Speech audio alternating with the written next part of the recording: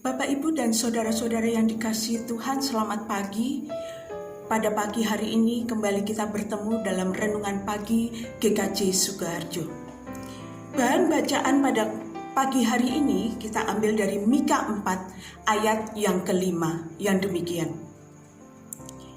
Biarpun segala bangsa berjalan masing-masing demi nama Allahnya, tetapi kita akan berjalan demi nama Tuhan Allah kita untuk selamanya dan seterusnya.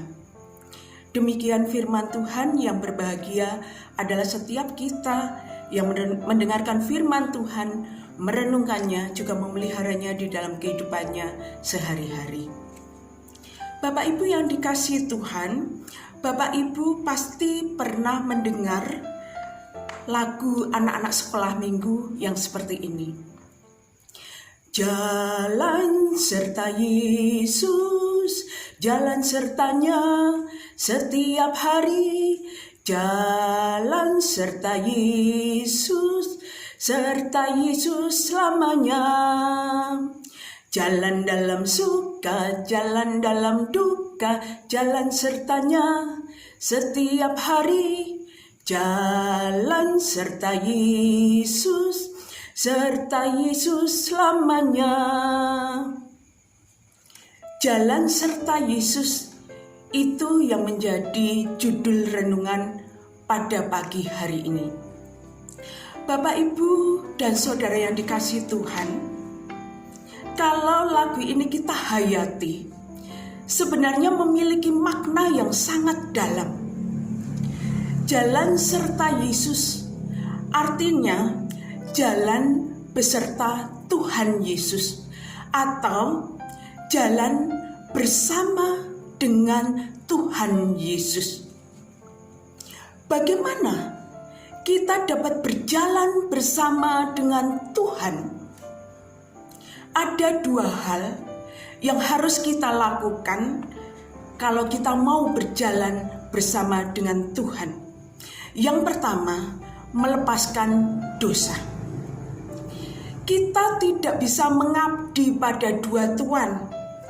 Satu sisi kita hidup di dalam dosa, dan di sisi lain kita memegang tangan Tuhan. Tidak bisa begitu. Karena apa?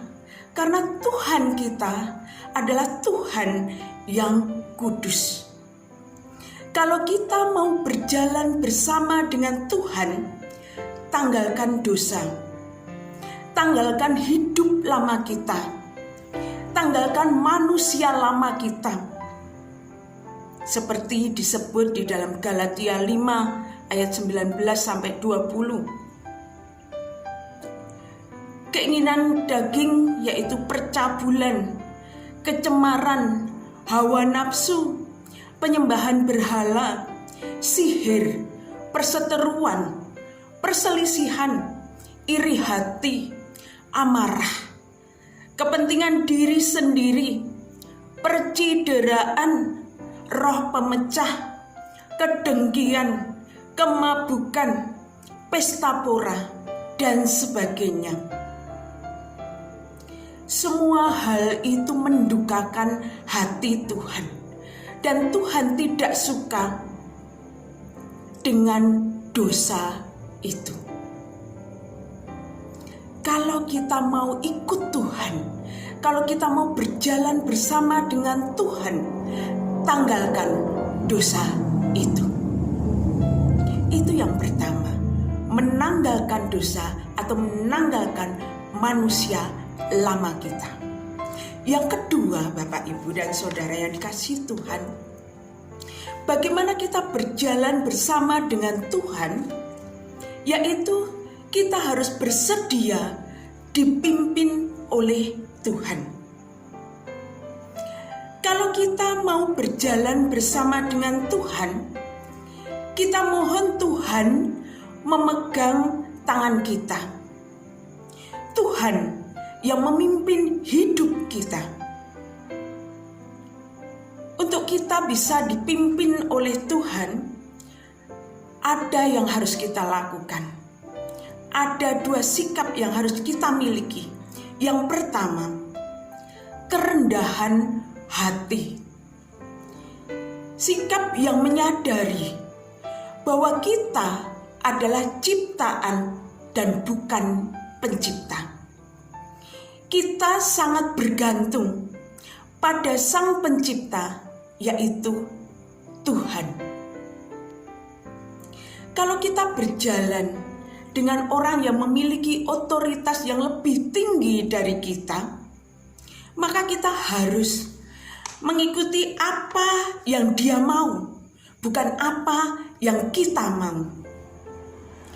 Demikian juga ketika kita berjalan bersama dengan Tuhan, kita harus mengikuti yang Tuhan mau, bukan Tuhan yang mengikuti apa yang kita mau.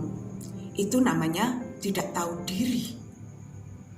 Tetapi kita harus memiliki kerendahan hati.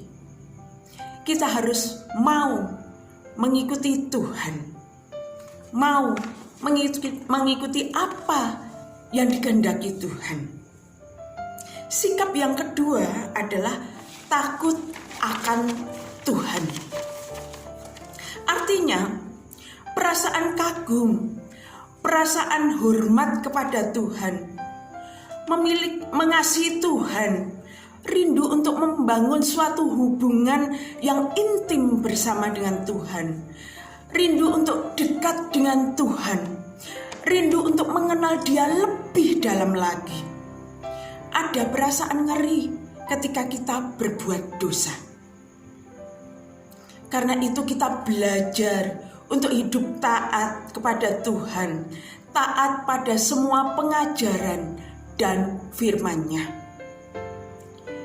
Jalan serta Yesus setiap hari, serta Yesus selamanya. Artinya apa?